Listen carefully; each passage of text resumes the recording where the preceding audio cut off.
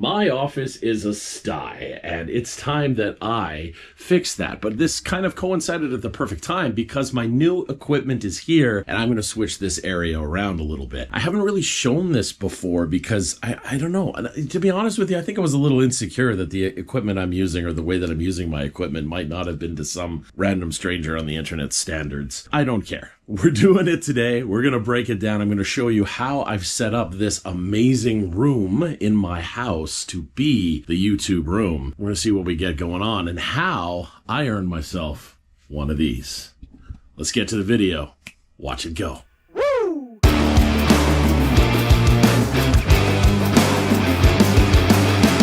So probably the most difficult video I've ever shot because I'm going to attempt to show you guys as I'm doing stuff, but I really have the personality to just get in and start working. It starts with, we got to clean this desk off because it's a sty. I like to clean my office by getting a box I know is going to go to recycling anyway and use that as kind of like this internal dumpster. It's going to help me get a lot of the non-essentials off the desk so that my brain can declutter it mentally and focus on the things that I need to transfer or back up or whatever. This was the Zoom H5 recorder that I bought. For those of you that are following the Twin Riff Moto channel, my research showed that this one would be a great internal recording device that uses a memory card to transfer. The real deal was that something like this could get me without mercy, but also isolated engine noise. This is my infamous 360 camera, and the beauty of this thing is that it has two fisheye style lenses that protrude from the side, and they protrude from either side so much that it does not capture the linear line right here, so you don't see the camera in the shot. I've since kind of evolved it, but I still use it, and I want to experiment with the underwater features that it has because it does boast that it's waterproof.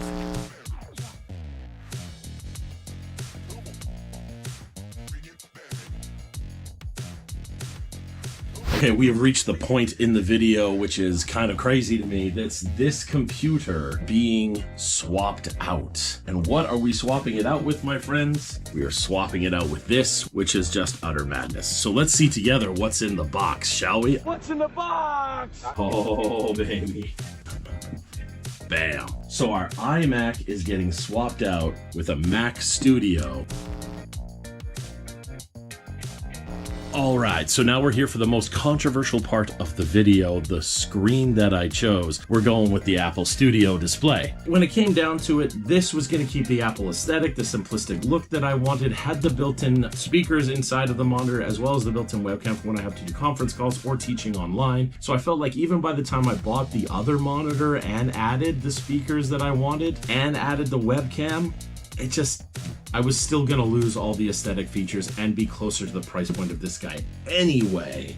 Let's open the box though. I'm really stoked because I got a specific model of this one and it looks like it's gonna fold open, so I better make sure here. Get the camera, there we are. This is what I'm talking about. So Apple does this really cool thing where you can fold the boxes open either side like this. I'm going to get this out of the box and throw it into its location spot, which is going to be right here. I'm trying to hold it back, but I'm genuinely really excited about this right now. I don't have words. Look how gorgeous it is. I'm going to try and show you in behind it as well, because this is the kicker. I really wanted to get the one that raised up and also tilted. So we've got this angle. This all kind of works for everything I wanted if I ever wanted to stand up in it, which I found myself as I've been losing weight wanting to do randomly, just stand up and work. Okay, now what's left is I have to clean up all the cables and make sure the items are there, and then I'm gonna turn on the machine and sync it up. So let's see what happens next. So down here under the desk, this is what my buddy Noah came over and did. I probably posted that a few times how much I love Noah and the guys over at B&R. Noah helped me get this power strip rolling, just like this. And he also helped me get some cable management going. And there's actually another power strip all the way over there, and that's for just the live stream setup. I'm sitting on the floor because I'm 42 years old and it's slightly difficult to get up off the floor. I have the old iMac right here on this ground beside me, and I'm going to get this finished to be set up. The concept here will be that this computer will talk to this one and allow me to choose what files I want to send over to it to maintain it. Also, I'm replacing the hard drive with this solid state drive 4 terabyte by Samsung. This is not a product placement. when looking it up and talking to my friends that are pros in the field, they suggested the T9 is significantly faster at its transfer rate than the T7, which is its predecessor. Because my instinct was to grab a T7, but they said the T9 because the 2000 rate of transfer is going to be insanely fast, which is something I need to consider as a video editor. Actually, one of the whole reasons we're doing this setup is I had what's called a bottleneck issue. The rate of time it took the memory card to get the information onto the hard drive was so significantly long, and then the rate of time it took the hard drive to be able to process it into the video editor and render or pre-render before I could do anything to it. Okay, here's something you guys are going to find utterly hilarious. At least I sure did when I was looking into it. It's so hilarious to me. This is my old external hard drive, technically current one, because this is the one that I have been using for a while now. Here's the new one. Like what? Here's the moment of truth. I get to turn it on for the very first time. I've kind of reached the point where I need it to turn on so I can sync the devices like the keyboard and the mouse. And then once they're synced, then I can make it look all pretty. But it's the first time turning it on. I want to share this moment with you guys. There we go. I heard the sound. Hey. Hey. Oh, that's primo, baby. All right, I have the happy sign, which is welcome to Mac. I'm really stoked about this. It's good. Now I get to do the fun part for me, which is get all the drivers installed and start going through all the system things and to make it look all sexy and get it running like it did before I start the main file transfer. I'm having one of those days. Yes, I'm in different clothes, different coffee cup. This turned into a nightmare of a project. I mean, in a good way, I guess. I'm gonna choose to believe it's in a good way. Every time I move something, well, while I'm here, I'll fix this. And while I'm here, I'll fix this. And then just turn into this massive thing. The goal today is transfer stuff to the desktop on here because the internal hard drive on this is 4 terabytes. So after Mac OS is installed and basic peripherals I require to operate the computer on the level I want to operate it on, I'm gonna have like 3.2 terabytes left over, it says. And I just finished the final file transfer now for me to go over, which effectively makes the old hard drive now empty, and maybe I can get a couple bucks on Marketplace for it. You never know. Anything to recoup the cost of putting this together would be amazing. The crazy thing about this so far has been the versatility I'm getting out of this camera. Now, I am filming this primarily on the GoPro Hero 13 that I grabbed. Am I supposed to say Hero 13 Black? I don't know if there's a non-black version or something of it. The Hero 13 4KW reverse ninjutsu master. Anyway. Originally, I just purchased it solely for the idea of the Twin Rift Moto channel, which hopefully you guys, I'll link in the description somewhere, you guys can grab onto that. It's been interesting to see how once I purchased a couple of mounts, the level of versatility I'm getting out of this camera, even in this small setup room, which has given a full new love and life for what I do. And these are all the leftover things I was supposed to go through. I got an extra SanDisk card. Anybody want one? Let me know in the comments. Maybe I'll hook you up with this. An extra webcam. Anybody want a webcam? Let me know in the comments. I'll hook you up with this. I heard a quote once that was, y'all so focused about becoming the next Michael Jordan that you don't realize that you're potentially the greatest basketball coach that ever lived. And I thought that was always just really interesting to me as I kind of like processed the meaning behind the quote and I thought about it. Like, I really just wanted to be a really awesome music educator on YouTube because I was so inspired by people like Rick Beato and Adam Neely, who I've mentioned on the channel a lot as how much I love those guys. And while I fully appreciate the gravitas of that statement, I was well aware that what was interesting, what was going on in my own world, was I was starting to get really in love with the idea of filmmaking on this level and just getting creative with some of the shots and the angles and the dreams. But it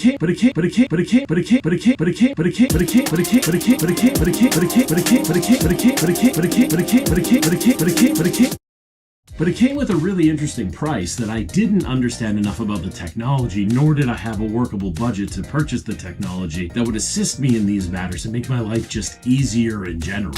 Instead, what was happening was I was doing one of the worst things imaginable to my personality trait, which was I was trying to do bargain basement stuff and cut corners with terrible technology and even terrible skills at using the technology, which then I got super vulnerable and insecure about. Maybe I don't know what I'm doing, maybe I don't belong in this head headspace, or maybe I don't belong in this creative space, or maybe I don't. And it just brought this whole sense of self-doubt that really served no one at the end day. So I started doing what I would tell anyone to do, which is I started looking at those that were successful in the space and trying to see what they did and how they did it. And I was really inspired by a multitude of creators, specifically Senpai Gaming. Now, Harris always was putting out quality video for as long as I could possibly remember, and he was working with third-party editors as well to help him, and he had employed a series of people to build this incredible studio. And I took a lot of inspiration from that and used it towards the creation of my own space, which was inevitably this room that we're in. Now, I've said till I was blue in the face that my wife Janelle designed the layout of this room and the color blue, and there's a really cool thing in the closet that if we haven't seen that in any of the shots, I'll make sure to make it a feature in a moment. But one of the really cool things was about the color blue and the way that we've hung the guitars that my friends had sent me and signed, and this shelf in the background to hold some of the knickknacks that you guys were so kind to have sent me, and the infamous sign, "Surely not everybody was kung fu fighting," which Janelle just saw at a store and grabbed for me because she thought it was hilarious. But I'm also being honest and vulnerable about how insecure it makes me that someone on the internet is going to say I bought the wrong monitor, or I bought the wrong interface. Oh my god, you have a quad cortex, why don't you have XYZ? None of this happened overnight. So one of the things that always bugged me was the ungodly amount of hours I would work to be able to afford to purchase said item, only to have it slagged on the internet. Brings a little bit of something to be desired. Know what I mean? I'm about to do one of the most controversial things in the music industry. You guys ready? I'm gonna wrap a mic cable. See, this all stemmed from back when I used to live stream every single Monday at 7 p.m. Pacific time, and I did it for 3 years straight. Every Monday night, no matter where I was in the world or what I had planned. It got to the point where Janelle and I were even planning vacations around it. I once live streamed at 7 p.m. Pacific time when I was in Greece. I believed in committing to the audience that was there and to show everyone that like I was in this. I was ready to go. I actually faced a burnout, but it wasn't the burnout I was expecting. The burnout I suspected would be that I worked too much, which I have experienced in my life before, but I thought it would just be more that I would be burnt out physically from the work. I didn't realize it would be a burnout on this kind of social economy that was going on. See, even now as I'm filming this, there's a little part of my lizard brain that's saying, you shouldn't be saying things like that. You shouldn't be talking to them about that. You're a music channel, don't be vulnerable, don't tell them things that are going on. Which is crazy, that's what we've come to.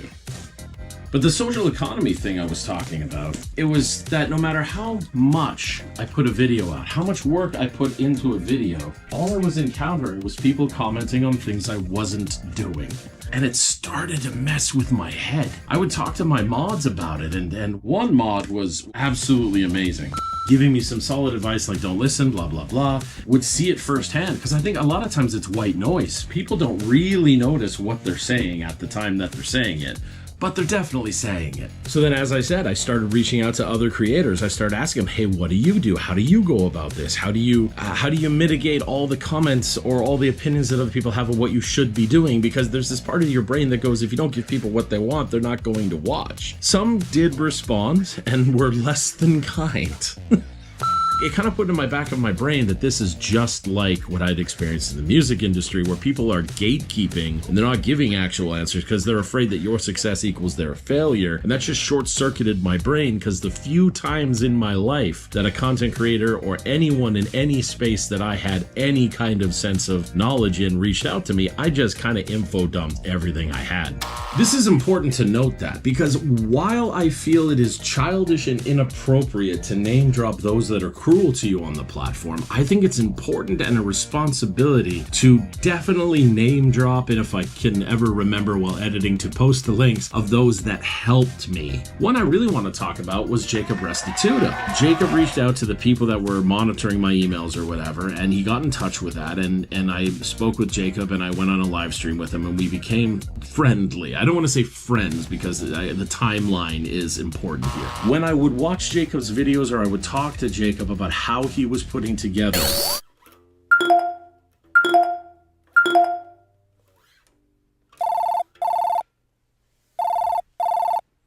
DJ Temple.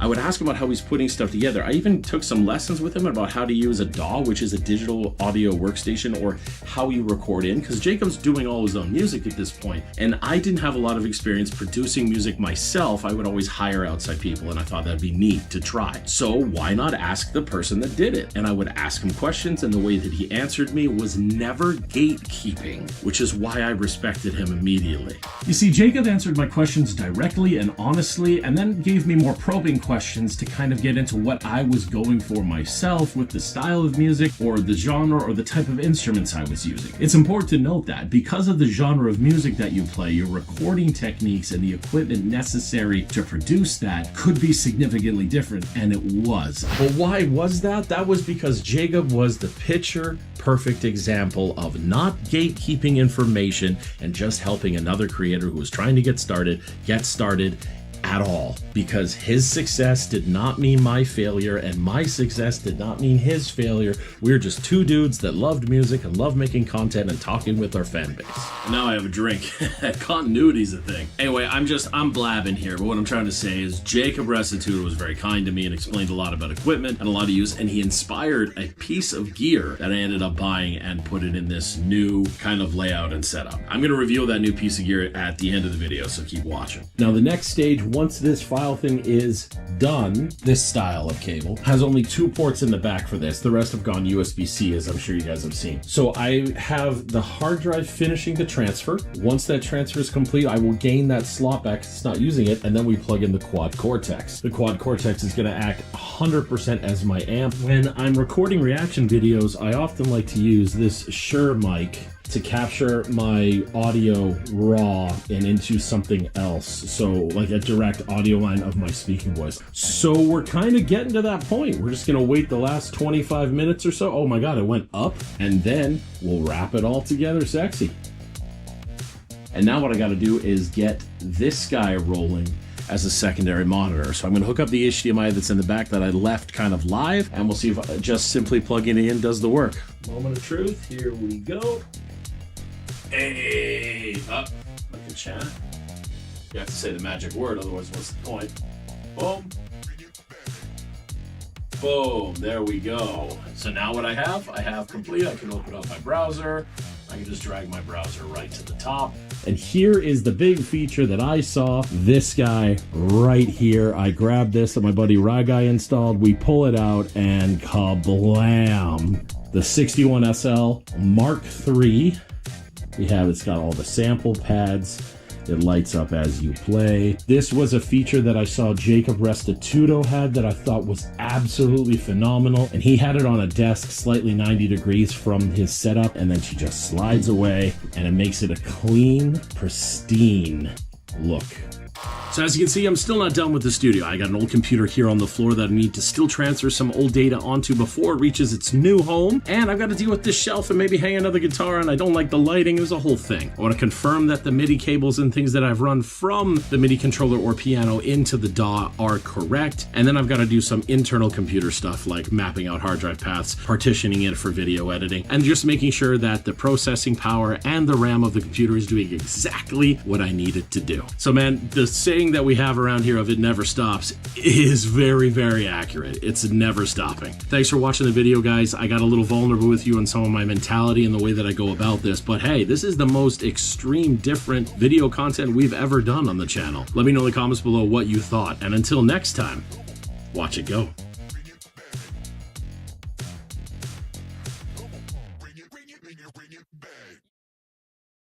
Okay guys, I'd be remiss if I didn't do a full walkthrough here real quick. I've been putting it off for years, and I just became years. I don't really want to do it because it's still in disarray, but I'm still going to get it done. The blue color is different than the white color that was here before. The blue was chosen by Janelle 100%, and we painted this blue, and we even got some blackout curtains. But the blackout curtains that we chose were the thinnest for weight because we had to put a different rail system in that we were unsure about because neither of us had ever put in a rail system. But with the risk of blowing out the camera, that's also the air conditioner that I have, because this room, as as you can imagine, gets ungodly warm. Let's run through the gear. Now, everything that you see in the room on the gear side is sitting on my custom-built desk from my buddy Ryan, who's a metal fabricator by trade. He also plays bass in my band, so if you ever see him, say hi. This is what I think is called patina metal, but I always get the name wrong, and it's stuck to the wall. Stuck, what a terrible word. But Ryan has it affixed using these cool L-shape or isosceles triangles, something like that allows me to have a gap in the wall and a rail system to use any kind of mounting that I found for microphones or cameras or lights, etc. It's got a rail system. This corner of the room is solely my live stream section, but this is a custom PC that I built a couple years ago, and that is the wireless headset our buddy Bill Sturm sent me because he believed that I should have a good one, and that's the one that he loved. The live stream setup itself, we have two Elgato key lights that are powered all by the Stream Deck. This is an Elgato Stream Deck. You'll find that I'm kind of sticking to ecosystems when I'm doing things, which I really, really dig. The two monitors I'm using is an MSI. I don't remember because I got it on a Boxing Day special, and this is left over from school. This is an Acer one that also turns. This is the Elgato microphone that I run. It's the Wave 3, and I've got it on its arm, and then we're running the cables in for management. This is charging. That's my keyboard that's not wireless, but this is my Razer wireless mouse. Swinging over to this side, which is the whole purpose of the video series, this is my new editing suite that I have built and dreamed of. We are running the Mac Studio with an M3 Ultra. I got the 60 and 80 core GPU, CPU respectively. Nerds can look that up. This is the 96 gig of RAM version with a 4 terabyte internal hard drive. Powered into that is the Samsung 4 terabyte external that I'm using to batch file all of my main projects when completed. I know this seems like a lot, 4 terabytes and 4 terabytes, but when you are editing in 4K, it's really not a lot at all. I opted to go with the Apple display. If you were any part of the live streams when I was bitching about the other monitor that I ordered, I had actually ordered and paid in full for a BenQ 32-inch monitor that had some of the crazy color gamut ratings that I was researching that were absolutely amazing. This chose to never come, and 6 weeks later I was still waiting on it. Finally got a refund. They told me it was not going to come. It allowed me to keep the Apple aesthetic and allowed me to keep the ecosystem that I like. Backing up the Apple Studio is a 55-inch Samsung. I got this on special because I purchased 3 at the same time, 2 more for the Academy and 1 more for here at my home. Obviously, I'm running the wireless keyboard and mouse setup. I went full-size keyboard because a lot of times with the arrows and numeric stuff for video editing, it just made life a lot more easy, and I thought it kept with the aesthetics of the desk once the desk was solely built this way. The interface that powers everything, or really communicates everything back to the Mac, is an Apollo Twin X by Universal Audio. This thing was bought in tandem with my Kemper Profiler that I had back in the day for at home. I still use a Kemper Live though. Now, the sound that we're getting out of this is powered by studio monitors, which I believe are NS10s. Please fact check me on this one, but they are the Yamaha series that I got. They are self-powered instead of passive powered because everybody advised me to do so. Both of these plug into their own power and they go by way into the Universal Audio's Apollo Twin X, which I can control this way. I mentioned earlier, of course, about my Kemper. I swapped out the Kemper Profiler at home in favor of the Quad Cortex. At the time of this filming, Without Mercy's finished a new EP that is going to be coming out shortly. And that EP we did in Atlanta with John Douglas, and he primarily did all guitar tones from a Quad Cortex. I'm still new to it, so I got a lot to dive in. But the idea is my guitars will plug into here and they will run directly into there and then into the studio display, which will be where my DAW is. And then using this as a secondary monitor for all my panels like fader switches or reverb switches, etc. Seeing the main work here being backed up there. The secret thing inspired by Jacob Restituto was, of course, this pull out, the 61SL Mark III. This is essentially a piano, but also a MIDI controller. So I'm able to play some drums, do crack, do crack, do crack, do. I've got samples and faders to roll up. I can practice the piano, do all my pitches, and this can MIDI map inside of my DAW, and then again controlled by faders. If I want to program synth parts, orchestra parts, I want to just have piano parts, whatever I want, I can voice sample and change, because once it's MIDI, I can do anything to it. This talks to there, talks to this, turn up, turn down, whatever, add guitars, whatever. The idea is everybody goes into him and is backed by him with the work being done here. Of course, once that's away, we need to talk about guitars. I have the cool paint job done by Janelle and the racking system all designed by Janelle to keep all this stuff at bay. Guitars, I got a standard classical one. I have this nice 5-string bass that I just kind of grab for any kind of bass tracks. My mainstays here are by Jackson Chris Broderick Soloist series, both in black and then in his cool like textured blue. I have a little small blue dot I use to kind of signify each of them for when passed by a tech or something. This is my Schecter Jeff Loomis 7 series. Now, hanging on the wall behind me is a guitar that Jeff Loomis sent to me and gave me because he's a rad human being.